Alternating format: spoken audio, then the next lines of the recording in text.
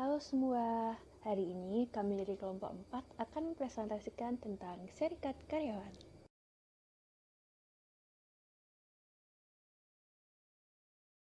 Nama Sari, yang ketiga Elian Aprianti, yang keempat Febri Nur Yasin, yang kelima Febriani, yang keenam Fitria Nur, yang ketujuh Galuh Hayu. Sebuah organisasi para pekerja yang dibentuk untuk mempromosikan atau menyatakan pendapat, melindungi dan memperbaiki melalui kegiatan kolektif, kepentingan-kepentingan sosial, ekonomi, dan politik para anggotanya. Kepentingan dominan yang diperjuangkan adalah ekonomi, antara lain kenaikan upah, pengurangan jam kerja, dan perbaikan kondisi-kondisi kerja. Adapun dasar hukum yang menjamin seorang dalam melakukan serikat antara lain ada di Undang-Undang 1945 pasal 28, yang kedua Konvensi ILO nomor 87, yang ketiga Undang-Undang nomor 21 tahun 2000, yang keempat pasal 104 ayat 1 Undang-Undang nomor 13 tahun 2003, yang kelima pasal 5 ayat 1 Undang-Undang nomor 21 tahun 2000 tentang serikat pekerja atau serikat buruh. Alasan perlunya seseorang bergabung pada serikat karyawan bagi pekerja antara lain yang pertama, adanya ketidakpastian manajemen. Yang kedua, kebutuhan bersosialisasi. Yang ketiga, kesempatan untuk menjadi pemimpin. Yang keempat, dorongan teman kerja. Dan yang kelima, adanya peraturan terkait. Sifat dasar serikat karyawan. Serikat karyawan memiliki 5 sifat dasar. Yang pertama yaitu bebas. Bebas artinya sebagai organisasi dalam melaksanakan hak dan kewajibannya, serikat karyawan tidak di bawah pengaruh atau tekanan dari pihak lain. Pekerja berhak mendirikan atau menjadi anggota serikat karyawan. Dengan demikian, pekerja bebas memilih menjadi anggota serikat karyawan yang ada tanpa paksaan, dan tidak boleh dilarang oleh pengusaha atau serikat karyawan lain atau pihak lain. Sifat yang kedua yaitu terbuka. Terbuka artinya serikat karyawan dalam menerima anggota dan atau memperjuangkan kepentingan pekerja atau buruh tidak membedakan aliran politik, agama, suku bangsa, dan jenis kelamin. Serikat karyawan di satu perusahaan harus terbuka bagi seluruh pekerja. Sifat yang ketiga yaitu mandiri. Mandiri artinya dalam mendirikan, menjalankan, dan mengembangkan organisasi ditentukan oleh kekuatan sendiri, tidak dikendalikan oleh pihak lain di luar organisasi.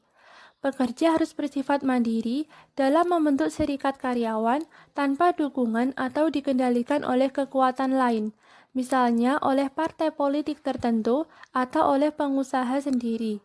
Demikian juga dalam melakukan kegiatannya. Serikat karyawan yang terbentuk harus mandiri, misalnya tidak boleh tergantung pada dukungan pihak lain, termasuk pada pengusaha yang mengakibatkan serikat karyawan dimaksud menjadi selalu terikat pada restu dan persetujuan pengusaha. Sifat yang keempat yaitu demokratis. Demokratis artinya dalam pembentukan organisasi, pemilihan pengurus, memperjuangkan dan melaksanakan hak dan kewajiban organisasi dilakukan sesuai dengan prinsip demokrasi.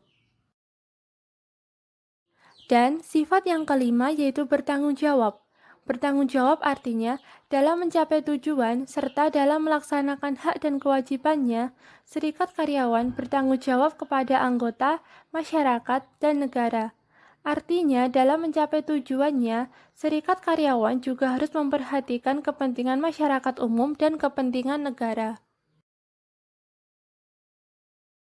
Terdapat dua pendekatan dalam serikat karyawan. Yang pertama, bisnis unionism, yaitu misi pergerakan untuk melindungi para karyawan, meningkatkan kesejahteraan mereka, menuntut kenaikan gaji, memperbaiki kondisi-kondisi kerja, dan membantu karyawan pada umumnya. Yang kedua, terdapat social unionism, yaitu misi tertuju pada kebijaksanaan sosial, ekonomi, dan politik. Tipe-tipe serikat karyawan. Tipe serikat karyawan dibedakan menjadi 3. Yang pertama, craft union, yaitu serikat karyawan yang anggotanya terdiri dari para karyawan atau pekerja yang mempunyai keterampilan yang sama. misalnya tukang-tukang kayu, tukang-tukang batu, dan lain sebagainya. Tipe selanjutnya yaitu Industrial Union, yaitu serikat karyawan yang dibentuk berdasarkan lokasi pekerjaan yang sama. Serikat ini terdiri dari pekerja yang tidak berketerampilan maupun yang berketerampilan yang ada dalam suatu perusahaan tanpa memperhatikan sifat pekerjaan mereka. Tipe yang ketiga yaitu Mixed Union, yaitu serikat karyawan yang mencangkup para pekerja terampil, tidak terampil, dan setengah terampil dari suatu lokal tertentu, tidak memandang dari industri mana. Bentuk serikat karyawan ini mengkombinasikan antara craft union dan industrial union. Tujuan serikat karyawan. Hal ini tidak terlepas dari tujuan serikat pekerja atau serikat buruh itu sendiri yang tertuang pada UU Nomor 21 Tahun 2000 Pasal 4 Ayat 1 yang berbunyi, Serikat pekerja atau serikat buruh, federasi dan konfederasi serikat pekerja atau serikat buruh bertujuan memberikan perlindungan, pembelaan hak dan kepentingan, serta meningkatkan kesejahteraan yang layak bagi pekerja atau serikat dan keluarganya. Tujuan keseluruhan dari serikat karyawan yaitu pertumbuhan yang terus-menerus. Hanya saja hal ini mengalami kesulitan apabila jumlah anggota dari waktu ke waktu cenderung mengalami penurunan. Penurunan jumlah bisa menjadi menurunnya kekuatan bagi serikat.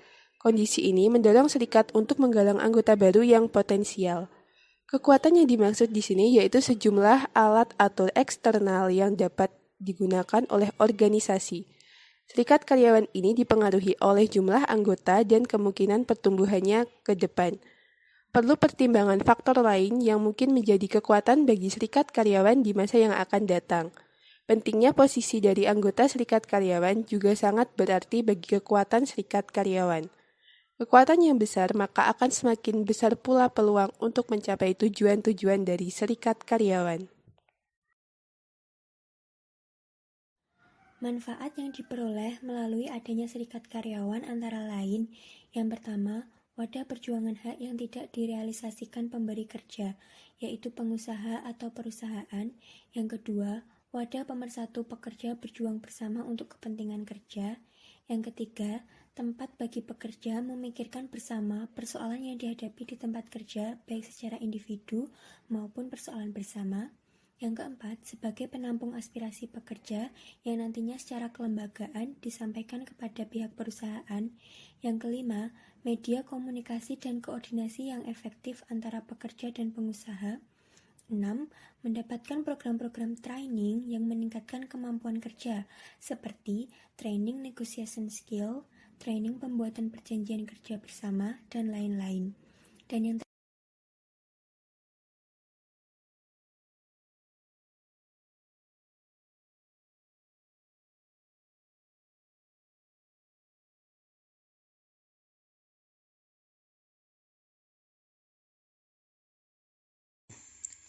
Hak dan kewajiban serikat buruh telah diatur pada pasal 25 sampai dengan 27 Undang-Undang Serikat Buruh. Hak serikat buruh diantaranya 1. Membuat perjanjian kerjasama dengan pengusaha. 2. Mewakili pekerja atau buruh dalam menyelesaikan perselisihan industrial. 3. Mewakili pekerja atau buruh dalam lembaga ketenagakerjaan. 4.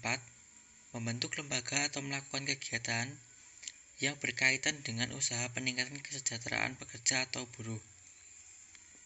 5. Melakukan kegiatan lainnya di bidang ketenagakerjaan yang tidak bertentangan dengan peraturan perundang-undangan yang berlaku. Sedangkan kewajiban serikat buruh diatur pasal 27 Undang-Undang Serikat Buruh. Dalam pasal tersebut disebutkan bahwa serikat pekerja atau serikat buruh, federasi, dan konfederasi serikat pekerja atau serikat buruh berkewajiban 1. Melindungi dan membela anggota dari pelanggaran hak-hak dan memperjuangkan kepentingannya. 2. Memperjuangkan kepentingan kesejahteraan anggota dan keluarganya. 3.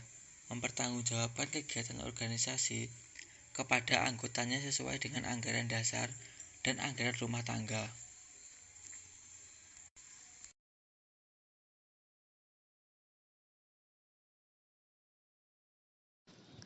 Serikat pekerja juga mempunyai peranan dan fungsi sebagai berikut. Yang pertama, menampung aspirasi dan keluhan pekerja, baik anggota maupun bukan anggota serikat pekerja yang bersangkutan. Yang kedua, menyalurkan aspirasi dan keluhan tersebut kepada manajemen atau pengusaha, baik secara langsung atau melalui lembaga bipartit. Yang ketiga, mewakili pekerja di lembaga bipartit. Yang keempat, mewakili pekerja di tim perunding untuk merumuskan perjanjian kerja bersama. Yang kelima, mewakili pekerja di lembaga-lembaga kerjasama ketenagakerjaan sesuai dengan tingkatannya, seperti lembaga tripartit, P4D dan P4P, Dewan Keselamatan dan Kesehatan Kerja, Dewan Latihan Kerja, dan lain sebagainya. Yang keenam, memperjuangkan hak dan kepentingan anggota baik secara langsung kepada pengusaha maupun melalui lembaga-lembaga ketenagakerjaan. Yang ketujuh, membantu menyelesaikan perselisihan industrial. Yang kedelapan, meningkatkan disiplin dan semangat kerja anggota. Yang kesembilan, aktif mengupayakan, menciptakan, atau mewujudkan hubungan industrial yang aman dan harmonis. Dan yang terakhir, menyampaikan saran kepada manajemen baik untuk penyelesaian keluh kesah pekerja maupun untuk penyempurnaan sistem kerja dan peningkatan produktivitas perusahaan.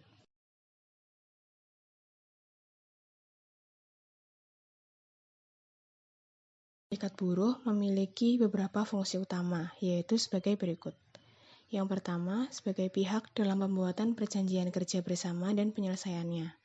Kemudian, sebagai wakil pekerja atau buruh dalam lembaga kerjasama di bidang ketenagakerjaan sesuai dengan tingkatannya. Fungsi yang ketiga, sebagai sarana menciptakan hubungan industrial yang harmonis, dinamis, dan berkeadilan sesuai dengan peraturan perundang-undangan yang berlaku. Fungsi selanjutnya yaitu sebagai sarana penyalur aspirasi dalam memperjuangkan hak dan kepentingan anggotanya.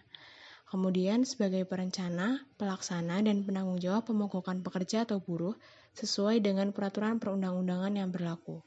Dan fungsi yang terakhir sebagai wakil pekerja atau buruh dalam memperjuangkan kepemilikan saham di perusahaan.